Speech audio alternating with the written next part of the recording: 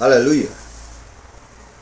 Magandang araw po sa inyo, mga kapatid ko at mga kapwa ko na patuloy pong sumusubaybay sa aking channel sa paghahayag po o pagsisharing po nitong ebanghelyo. Hallelujah. Ngayon po ay araw ng linggo at hindi ako nagkakamali, ngayon po ay simula yata po ng buwan ng September 1, hindi po ako nagkakamali. Hallelujah. So, nung nakaraang linggo, ang ibinahagi ko po sa inyo ay yun sa aklat po ni Santiago, yung dila po na ito ay tungkol po dun sa mga mangangaral o nagpapahayag ng salita ng Diyos.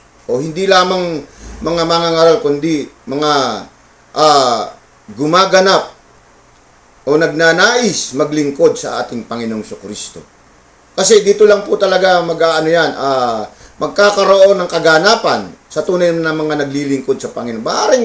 Maraming nagsasabi na siya'y mayroong Diyos, subalit hindi pa naman talaga sila nasa loob ng iglesia ng ating Panginoong Jesucristo. So kaya tayo mga Kristiyano, tandaan po natin, tayo ang mayroon kapahamalaan upang sundin ang narito sa salita o sa banal na kasulatan. Kapag ikaw ay naging kaanib ka na o napaloob ka na, alam niyo po yung tinatawag na Iglesia ni Cristo, hindi po ito pag-aari ng isang kongregasyon na sinasabi ng mga manalo. Hindi po. Kapag ikaw po ay nagawa mo na magpabautismo, nanampalataya ka, nagsisi ka, ikaw po ay napapaloob ka na po sa Iglesia ni Cristo. Wala pong pagmamayari na iglesia. Ang pagmamayari po ng iglesia, walang iba kundi ang Diyos. So ito ay pinamahala nga kay Apostol Pedro sa kapanahunan na narito pa ang ating Panginoong Jesucristo. Kanya yung iba na dyan na nagpatayo sila na hindi po kanilang Iglesia ni Cristo. Hindi po. Maaring sila ay napapaloob sa Iglesia ni Cristo. At gayon din naman ang mga taong nagnanais na tumanggap sa Diyos, sila po ay napapaloob kung tama po yung kanilang first step na ginawa. Na sila'y nagpabautismo, nagsisi. Kasi yan po yung unang hakbangin na pumapasok sa ating Panginoon, kinakailangan siya magpabautismo at magsisi sa kanyang mga kasalanan para po tayo ay masabing tayo ay nasa loob ng iglesia ng ating Panginoong Jesucristo, iglesia ng Diyos. Hallelujah. So ngayon po, yun nga po na ang aking binahagi yung tungkol sa dila. Hindi lahat po ay kinakailangan na nagmamadaling magturo nitong ebanghelyo. Kung meron po tayong sapat na pampigil sa ating mga dila, kasi po itong sangkap ng ating katawan, itong dila, ito po yung mga sinasabi nga na nagmamayabang na ito rin yung ating ipinanlalait sa kapwa natin na ginawa ng Diyos na ayon sa kanyang wangis. Ito rin yung ipinampupuri natin. Kung ito'y nakokontrol natin, meron na po tayong kapahamalaan upang magpagamit sa Diyos o upang magpahayag ng salita ng Diyos. Hallelujah.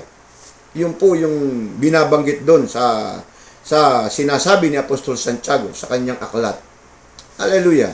Kung meron na po tayong ganyang pampigil na nagagawa natin sa ating dila na napipigil natin, meron na po tayong kakayanan upang maghayag o magpalaganap ng salita ng Diyos. Kasi hindi naman po lahat itagapangaral. So maraming gawain sa iglesia, nandiyan yung pagbibigay. Opo, nandiyan yung pag-aaruga sa mga Kristiyano upang sila huwag mapahamak. Marami po ang sangkap. Sinasabi nga, kung sino ang ulo ng iglesia, walang iba kundi ang ating Panginoon Jesucristo. Nandiyan ang tenga, nandiyan ang mata, nandiyan ang ilong, nandiyan ang bibig, nandiyan ang kamay, nandiyan ang paa. Ang lahat ng iyan may tungkulin sa isang katawan na para gawin niya Hindi lamang po, kasi ang bibig, iyan po yung ang gawain ni magpahayag ng salita ng Diyos. Hallelujah. Kanya sinasabi nga doon sa aklat ni Santiago, kung nakokontrol natin o napapanatili natin na ating dila, ay alam natin kung anong sinasabi, meron po tayong kapahamalaan upang magpahayag ng salita ng Diyos. Sana malaman po natin yan, lalong-lalo na sa mga nagpapahayag o mga nagsisharing ng words of God. Hindi po lahat kasi may karapatang magturo. O, alam din natin ang ating tinuturo. Yung isang ang patotoo ko sa inyo, may nagtuturo. Saan ba nanggagaling niya? Sa dila, sa binabanggit niya. Pero yung binabanggit niya, siya rin yung kumakain. O, hindi niya alam na yung binabanggit niya, siya yung dapat na turuan ng kanyang buhay. Di ba? Ito nga ay pinakilala ko sa inyo. Ito isang taong kilala sa lipunan. Hindi lamang po ito rito sa bansa natin, kundi sa buong mundo. Na ang kanyang sinesharing, hindi raw kaligayahan ng pera sa mundo. Kasi namatagpuan niya ang Diyos, ang kaligayahan daw ay ang salita ng Diyos at ang pag-ibig ng Diyos. So, dumaan daw sa kamay niya ang bilyon-bilyon na salapi. Subalit na matanggap niya, malaman niya sa Biblia na ang kaligayahan pala, ang tunay na kaligayahan ay ang salita ng Diyos. Kaya, wag daw nating nasain ang pera. So, siya nagsasalita, napakadami niyang pera.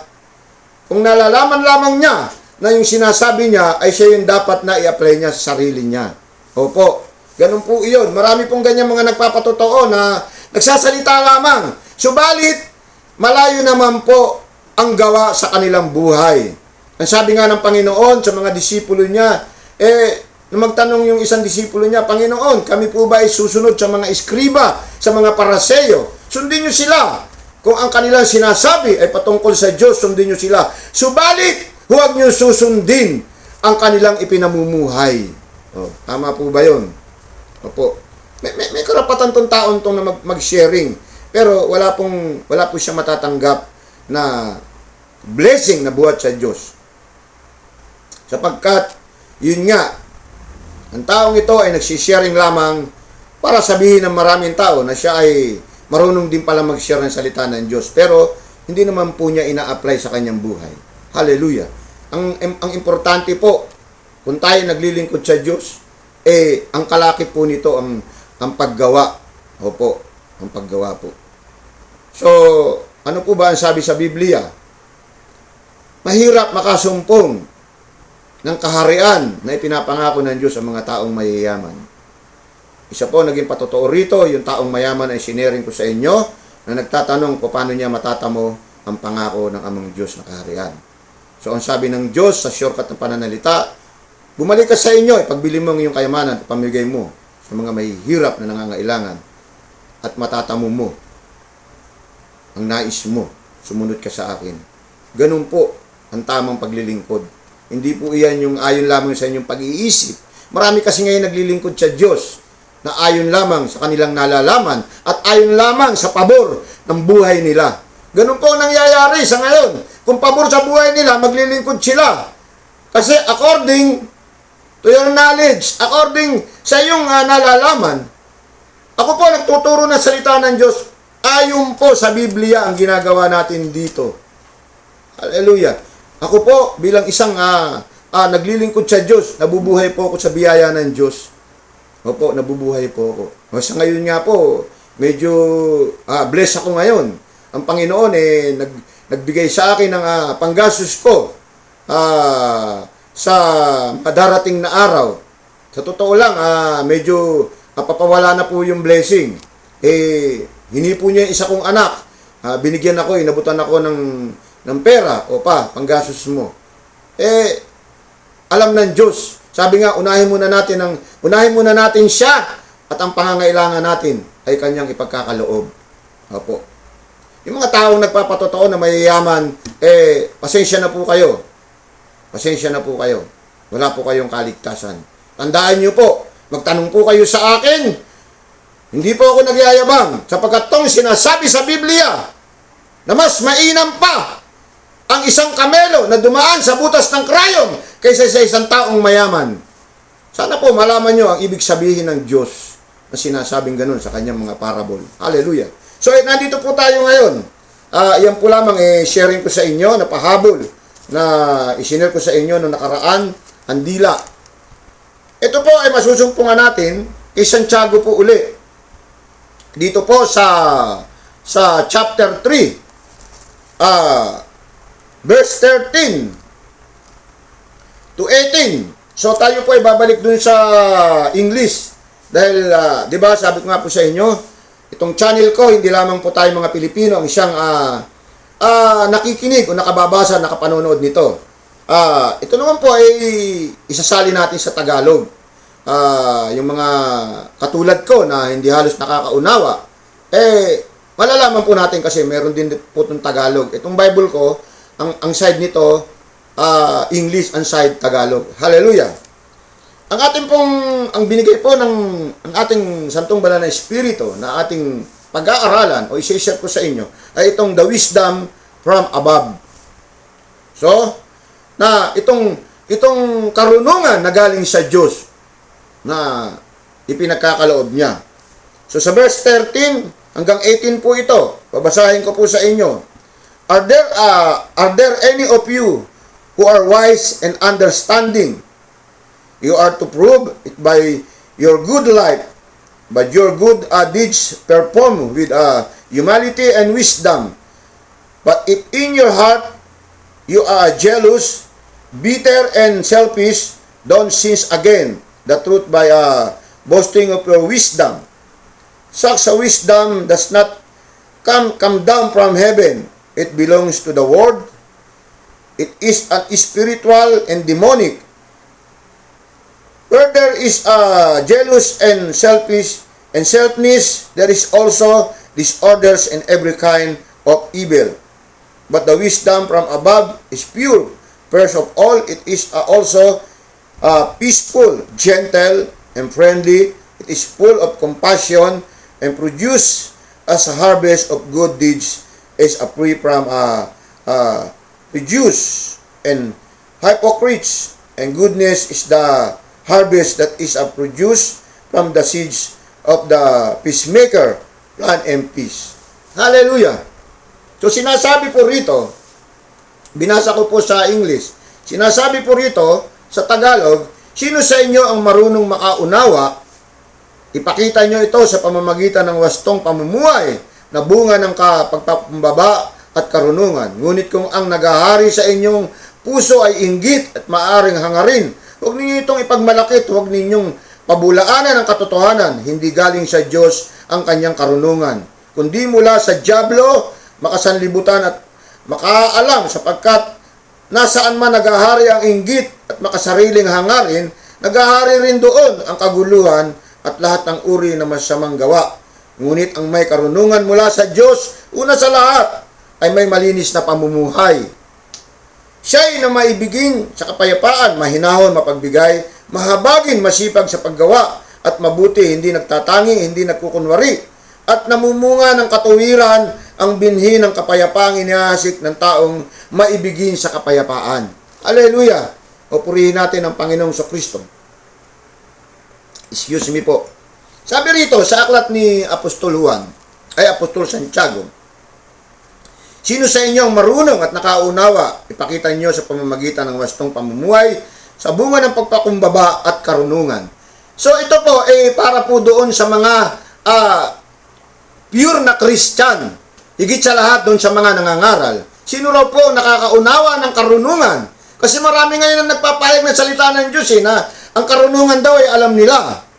So mag-ingat po tayo mga kapatid ko, sapagkat sa pakikinig natin sa mga nagtuturo, nagpapalaganap ng salita ng Diyos, ito po ay delikado. Hindi po lahat ay binigyan ng kapamahalaan ng Diyos na ipamahagi ang kanyang ebanghelyo. So kung kayo ay nakapakinig ng mga false preacher, wala po kayong matatanggap na katotohanan. Hindi nyo po malalaman ang kalooban ng Diyos. Kasi itong mga taong ito, ang ginagawa po nila ay hindi po galing ang kanilang karunungan. Paano po natin malalaman na ito ay ito po ay pinamumuhay? Sabi nga po ron, wastong pamumuhay na bunga ng pakumbaba at karunungan. Ngunit kung ang naghahari sa inyong puso ay inggit, makasariling hangarin, huwag niyong ipagmalaki na huwag niyong pabulaanan ang katotohanan. Marami po nito. Ngayon na nagtuturo na hindi po nanggagaling ang kanilang karunungan sa Diyos. Nandiyan po yung mga, ngayon lang, merong isang preacher na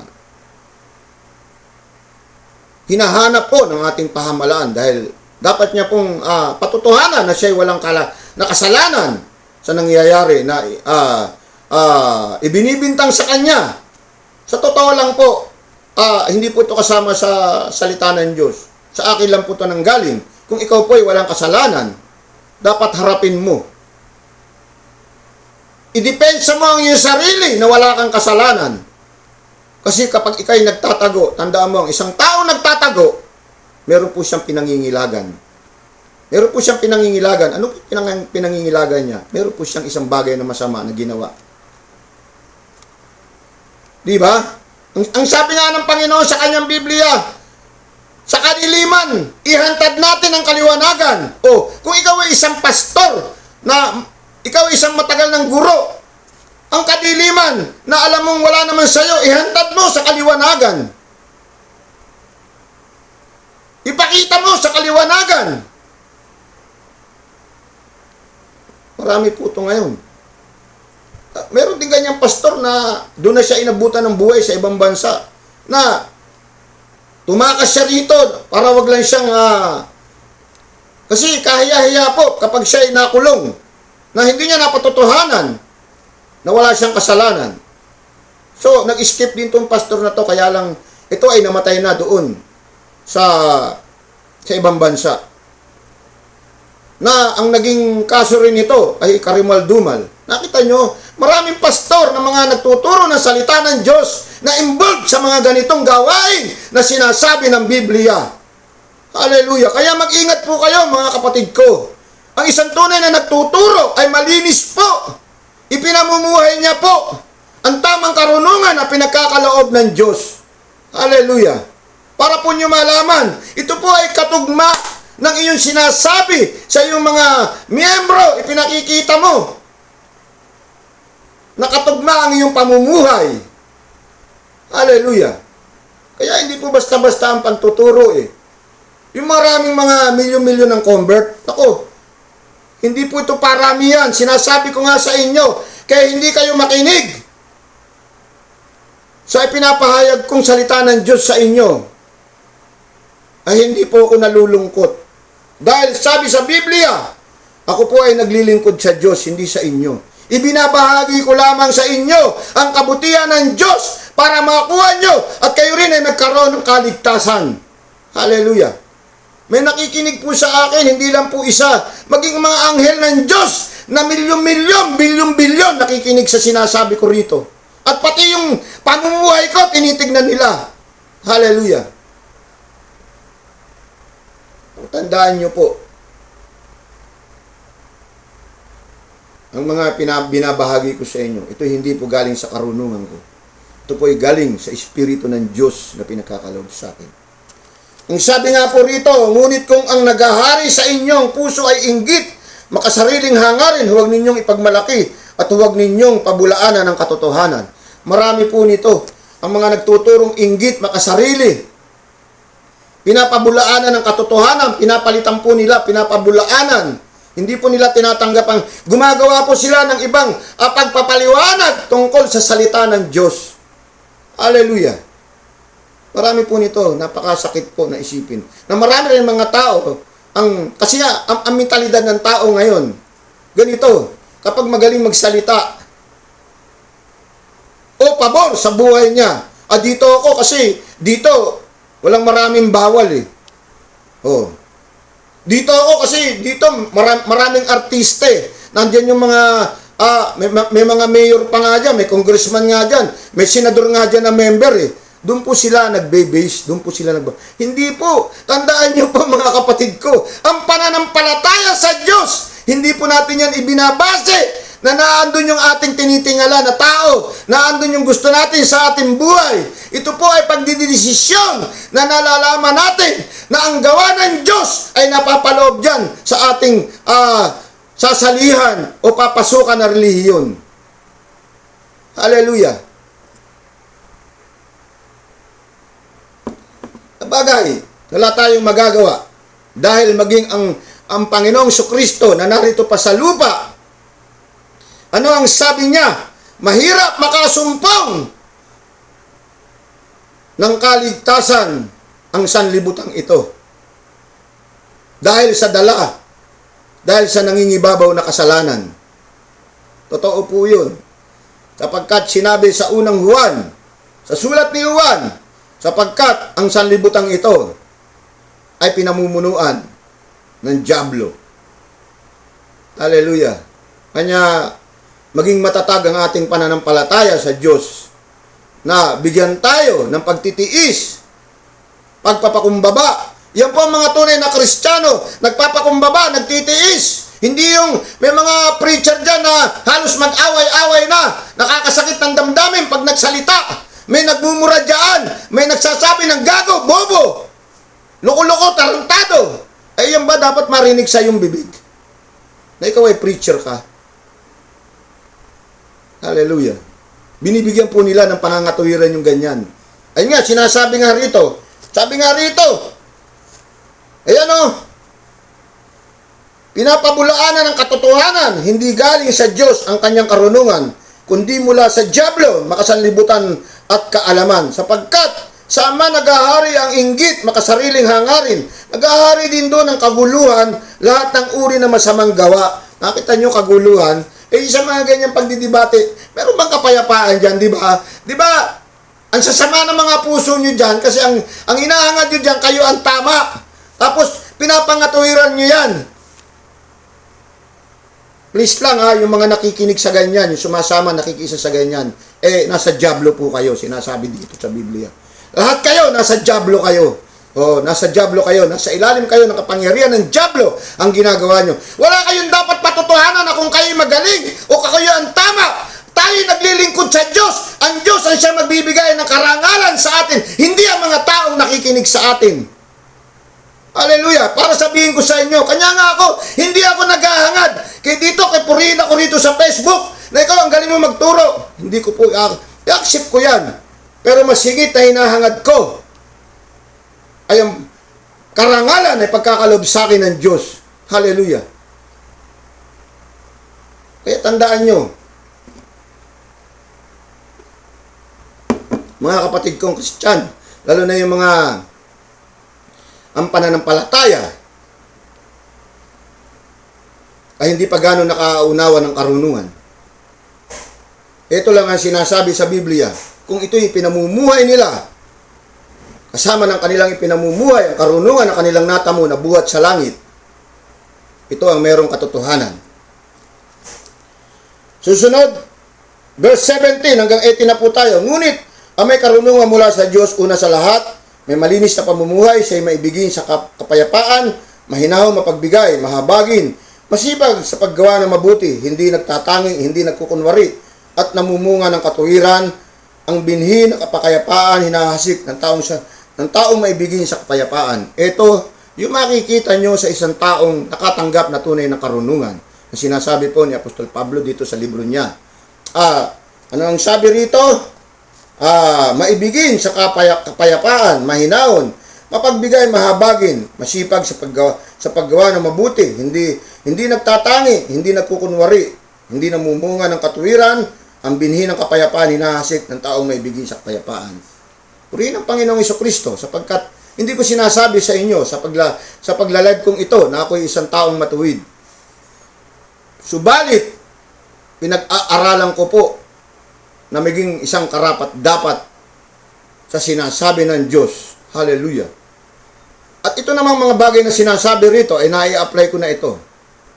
Meron nga, ito isang patotoo ito. Meron nga isang minsan, one time, kasi ako po naglalaro ng tennis. Meron pong nagsabi sa akin ng hindi maganda. Naglalaro po siya. Akala ako'y nakakadistract sa kanya. Hindi naman po ako. Ako lang yung kilala. Ako po yung pinagsabihan niya na harap-harapan sa maraming tao. So, nasaktan po ako. Nagtanim po ako ng sama ng loob sa grupong ito. At siguro mga 2 months na hindi ako umaten sa paglalaro ng tennis. So, nagtaka sila. Habang ako hindi umaaten, patuloy na inaalam ko kung tama ang aking ginagawa. So, dumating sa aking pag-iisip, dala ng Santong Banal na Espiritu. Hindi ganyan ang ugali ng isang naglilingkod sa Diyos. Kinakailangan, ikaw ay magtiis, unawain, sapagkat ang ating Panginoon Kristo na ating pattern, wala naman siyang kasalanan, subalit lahat ng bagay na binato sa Kanya ay tinanggap niya hanggang sa kamatayan. Kanya ako ay nagdesisyon, bumalik ako sa tennis court. Anantay ko. Lagi ko siyang inaantay kung darating. Sinisilip ko siya doon kasi yung tennis court, harap lang nung harap ng bahay namin. Nang makita ko siya, agad akong bumaba. At tumambay rin ako ron. Maglalaro pa siya. Kung tapos na siya maglaro, nilapitan ko siya. Sabi ko, pasensya ka na. Ito po ay isang judge. Pasensya ka na, judge. Ako'y humihingi ng pasensya sa iyo sa inasal kong pag-uugali na hindi tama. Sabi niya, ano ba yun? Hindi ko alam yun. Basta doon, importante, nasabi ko, ako'y nakahingi ng kapatawaran sa kanya. At nasabi ko, yung mga bagay na gustong ipasabi ng mundo. Yun po ang dapat. Hallelujah. Maging matiisin po tayo. Mapag-create po tayo ng kapayapaan. Yun po ang tinuturo rito. Hallelujah. Kasi kung tayo ay sinasabi natin, nakatanggap tayo ng karunungan, marami niyang mga nag-a-accept ng ganyan, mga nagtuturo. Ang lalayo, wala akong pakialam sa kanila. Subalit, itong aking pinapakialaman, itong mga naghahanap ng katotohanan, narito po tayo na ginagamit ng Santong Banal na Espiritu para ipaalam sa inyo. Ano po ba ang mga taong tunay na nakatanggap ng karunungan? Sapagkat ito'y pinagkaloob ng ating Panginoon Kristo. Ito'y pinangako niya na pagkakaroon ko kayo ng sangkap na kapangyarihan at karunungan upang magsimula kayo na pamahagi nyo ang Ebanghelyo sa buong kinapal o sa buong mundo, sa buong daigdig. Hallelujah. Ito po ay kalakip ng kanyang buhay. Ipinamumuhay niya po. Tandaan niyo po. Hallelujah. Hindi po ito sila mayayaman. Hindi po nabubuhay ng hayahay. Tandaan niyo po kung paano pong namuhay ang mga disipulo rito. Kung paano pong nabuhay ang ating Panginoon Kristo, yun po ang ating pattern. Kaya kung naglilingkod kang mayaman ka, hindi ka makatatanggap ng ipinapangako ng Biblia na papara sa iyo. Hallelujah. Yan po ay nasa Biblia po yan. Kaya kayong mga nagpapaka-expert na marunong sa Biblia, hindi po kayo dapat magpaka-expert. Ang hanapin nyo, ang ipinapahayag ng Santong Banal na Espiritu na ipagkakaloob sa inyo upang ipahayag nyo rin. Hindi yung ako po, hindi sa pagyayabang, 2 beses ko na pong inulit-ulit tong Biblia, paulit-ulit. Ano po ba yung ginagawa kong paulit-ulit? Para po, wala po akong malimutan na magagandang sinasabi ng Diyos para ito'y maging panalag ko kapag ako'y dumaraan sa pagsubok. Binabalik-balikan ko po siya. Hindi po ito dahil sa binabasa ko uli sa una hanggang sa huli para maging expert po ako. Hindi po. Hindi po ako verse to verse ang nalalaman. Hindi po. Hallelujah. Kanya ko lang po ito binabasa para hindi po mawala sa aking isipan ang mga pangaral ng Diyos para sa ikatatatag ng tunay na nananampalataya sa Kanya. So maraming salamat po ngayon. Sana po makapagbigay po ng kaliwanagan o kalakasan sa mga Kristiyano itong hinayag ko sa inyo. Ang tunay na may karunungan na nanggagaling sa Diyos, ang ipinamumuhay po nito ay pagtitiis, pag-ibig, kapayapaan. Hindi po yung mga inggit, hindi po yung mga pinapabulaanan po ang katotohanan, subalit malayo po sa buhay nila. At nakikita po natin yan. Sana po, huwag kayong maging bulag. Huwag niyong panatilihin bulag. Sabi nga ng Panginoon, nang dumating ang kanyang salita, buksan niyo ang inyong puso. Huwag niyo sarahan para malaman niyo ang katotohanan. Maraming salamat po. At gayon din po, ako po ay nagbibigay po ng Bible study o sa simbahan. Nagbibigay po ako ng pagbabahagi ng salitang Diyos sapagkat ito'y trabaho natin. Wala po akong bayad. Bigyan niyo lamang po ako ng malamig na tubig upang hindi manuyo ang aking lalamunan. Hallelujah. At gayon din, kung meron po kayong karamdaman, mag-chat po kayo sa akin. Ipapanalangin ko po kayo sa ating Diyos na mapagpala. At may pangako naman siya. At sino mang lumalapit sa Kanya ay Kanyang tinutugunan. Hallelujah. Kapayapaan din po sa inyong tahanan na hindi kayo nakakaroon ng kapayapaan. Nagbabangayan kayo dyan. Hindi kayo magkaunawaan. Hindi po nawawala yan sa isang tahanan. Lalo pag dumarating yung kakapusan, isa po yan sa nagiging hindi kayo magkaintindihan pag nakakapos na kayo sa pangangailangan. Yung pangangailangan nyo sa araw-araw, nag-aaway-away na po yung loob ng tahanan. Malulutasan po natin yan sa tulong po ng Santong Banal na Espiritu na pinagkakaloob ng ating Panginoon sa Kristo. Maraming salamat po muli. Ito po nga pala si Brother Dolpo, si Kuya Dolpo, ang naglilingkod sa Diyos, nagpapahayag na tunay nga na ginagamit niya. Maraming salamat po muli.